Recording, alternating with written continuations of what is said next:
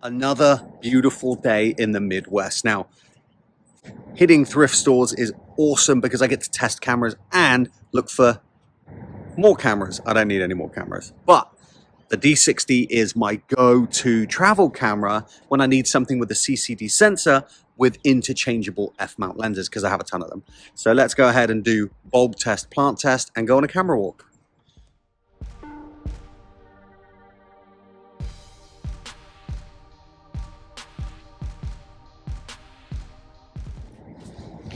Wonderful, two easy tests. One, I can see the colors of the plant, and the other, I can test the bokeh of this beautiful 1.8 50mm f-mount lens.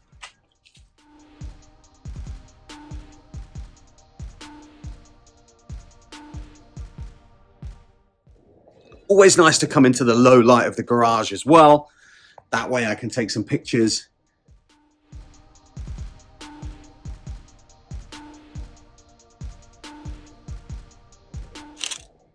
and test colors of these beautiful old cameras. Nice way to test the contrast and just to test how easy the camera is to use and adjust. But like I say, beautiful full sunny day here in the Midwest. It's fall, wonderful colors. Let's go on a walk. Let's get some pictures.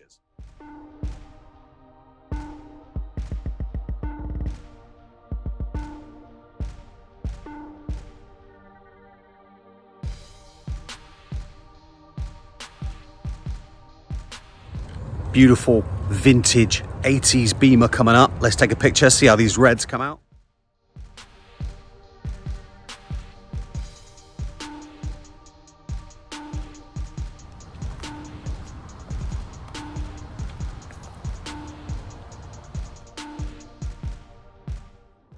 Certainly one of the easiest cameras to review, this D60 now.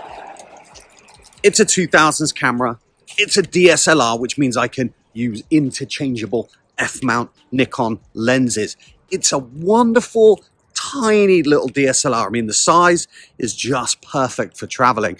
Obviously, the fact that it's a DSLR means that it's a little bit more bulky than a point and shoot camera. But the bokeh that you get from these lenses, or the focus you can achieve with those landscape photography pictures, that landscape photography is going to be much better, certainly for me. So I like taking one of these older CCD sensor cameras with me when I travel.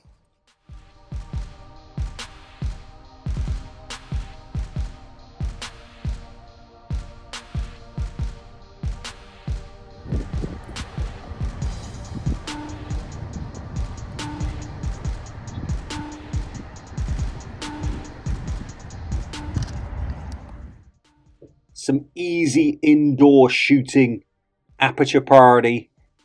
Look at these colors, this beautiful CCD. Zooming with my feet, no problems whatsoever. Easy peasy setup. 50mm DX prime lens. These beautiful shots, examples of what you can do.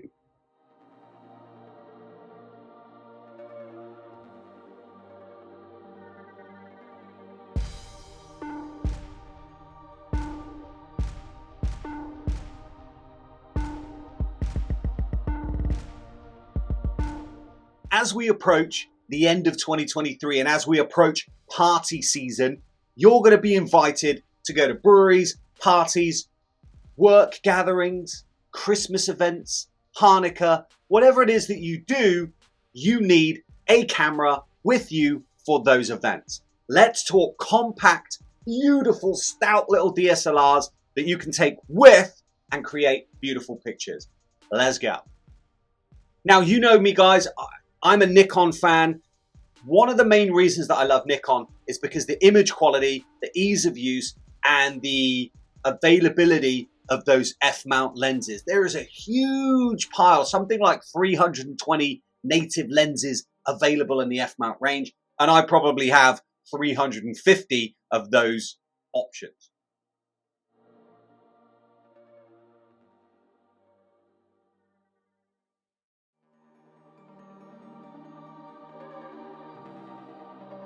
Now, as with anything, I'm answering a question, and the question was, Do you recommend a camera for the holiday season? Absolutely. If you're going to events, anything where you need a camera, for me, I love having the availability of these DSLR lenses so I can replace the lenses as needed depending on the picture or the composition that I want.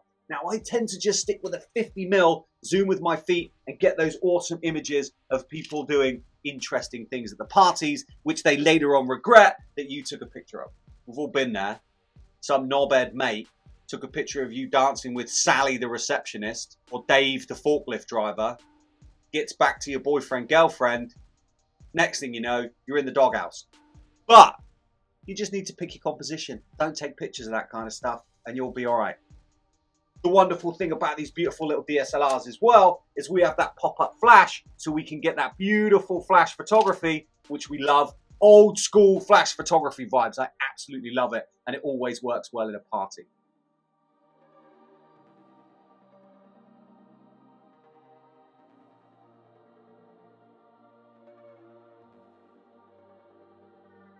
So my choice for you guys out there in the world is if you have less than 100 bucks just for me and you want a DSLR or an SLR type camera, I love the Nikon range, the CCD Nikon range. So for me, this camera, the D60, the Nikon D60, this small little, look at it, it's a French bulldog. It's any stout, little, chunky, beautiful dog that you can imagine that you can take with you that protects you in the realm of photography and creates beautiful images. Now for me, sticking a nice, fast 50mm lens on one of these stout cameras still makes it nice, small, compact, but it turns it into that powerhouse of bokeh when you set that f-stop to 1.8, 2.8 and just melt the face off of your images. Nice, beautiful close-up shots of that wonderful colleague in his beautiful three-piece inappropriate pinstripe lilac suit. Smile, Dave. You look like a dickhead. Either way, Dave loves the way he looks and we should support that. What I'm saying is that if you're going to these parties,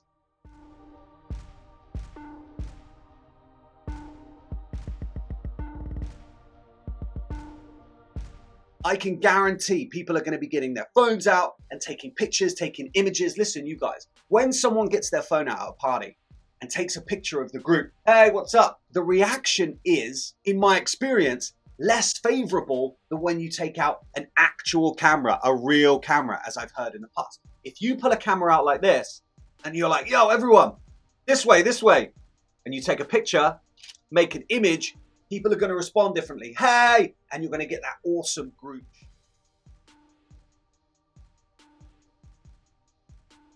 Conceived in March 2008. So this is not a new camera.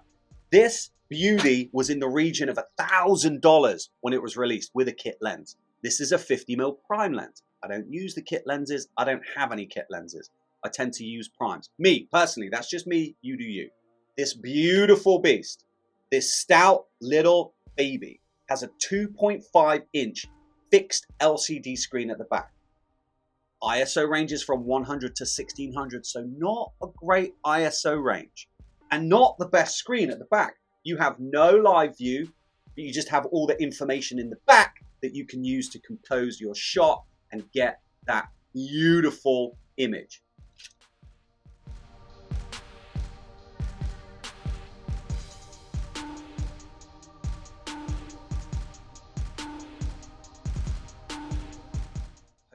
This is the Nikon D40X, or my Nikon D40X, a camera which I will never sell. This particular camera is the baby cousin to the D60. This still has a 10 megapixel CCD sensor, shoots great images, and you'll pick it up for a lot less than both of these cameras. The D40X is one of my recommendations, go for it, but it's an older camera. So if you're a beginner, you might want technology that's a little bit better, which is why I'm going to show you these other two. The D40X, have a look at my other video. Great camera, beautiful images, love this. Props.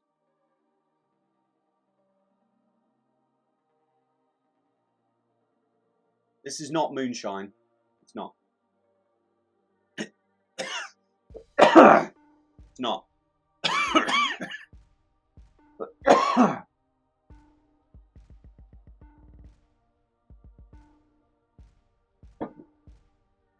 So this is going to be our side-by-side comparison then. This camera would be my other recommendation if you want to spend a little bit more money. Now, you know that I like to spend a little bit less money, but still get that wonderful package that delivers great images. That having been said, this is the Nikon D5000, another entry-level camera for Nikon, but this one, first of all, it looks like the exact same camera. No, same body shape, same feel, same lens mount, feels like the same camera. The D5000 is like 90 grams heavier than the D60. That's fine. It's not that much. It's like a Milky Way, but the features that you get with the D5000 are much better. We're going to be doing D5000's own video because it deserves it, so we'll just do a side by side. Okay, here we go. Both APS-C crop sensors. What does that mean? It means that you need to use the DX lenses and the sensor is smaller than a full frame, but it doesn't matter for what we're using this for, you guys. Parties, etc., don't worry about it. The D60 has a CCD sensor. The 5000 has a CMOS sensor. The sensor is newer. The D60, a 10 megapixel camera, 10.2 megapixel camera, whereas in the 5000 has over a 12 megapixel sensor.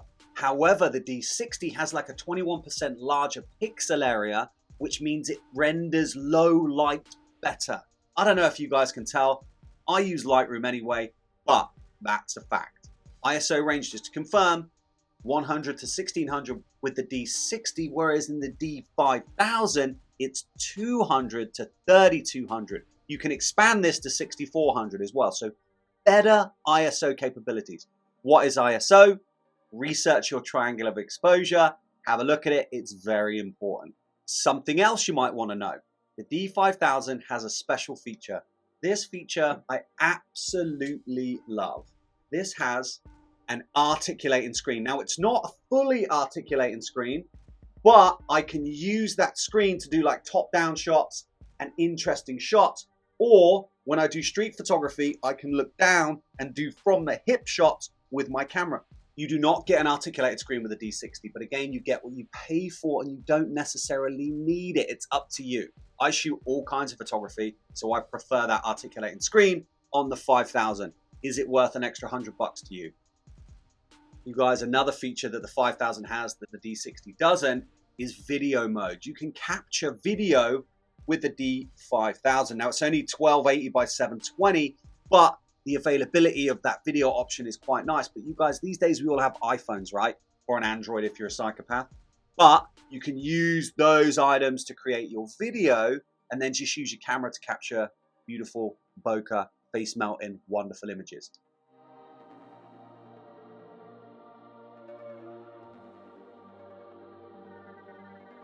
The D60 only has 3 focusing points, but it still does a good job at focusing, you guys. Don't be discouraged.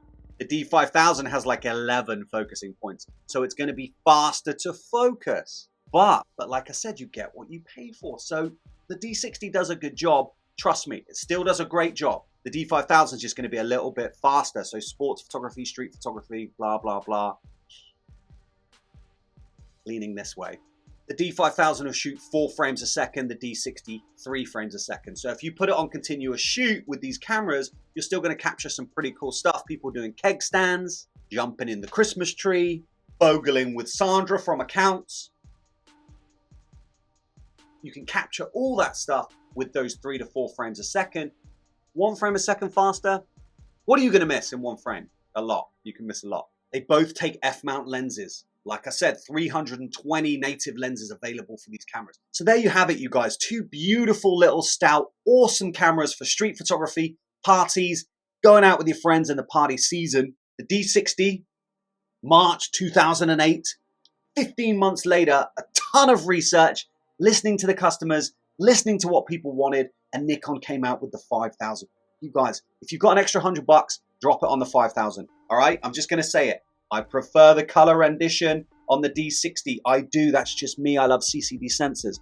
But just for images, if you don't really care and you're going to use Lightroom, Photoshop, whatever app you have, then you can still pull beautiful colors. And the 5000 still delivers beautiful colors. We're going to do a whole video on the 5000.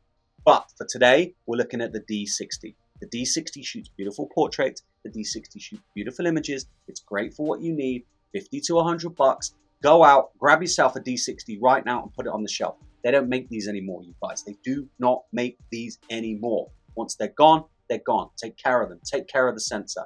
The Nikon D60, 2008, less than 100 bucks.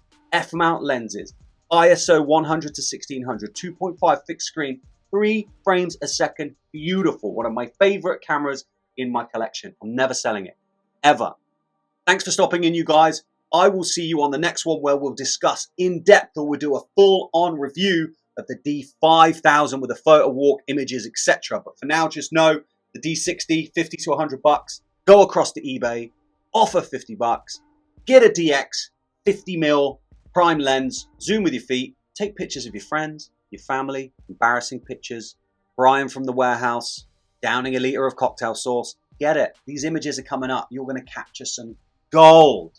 Thank you for stopping by. I will see you guys on the next one. I'm heading out to a brewery right now with this camera.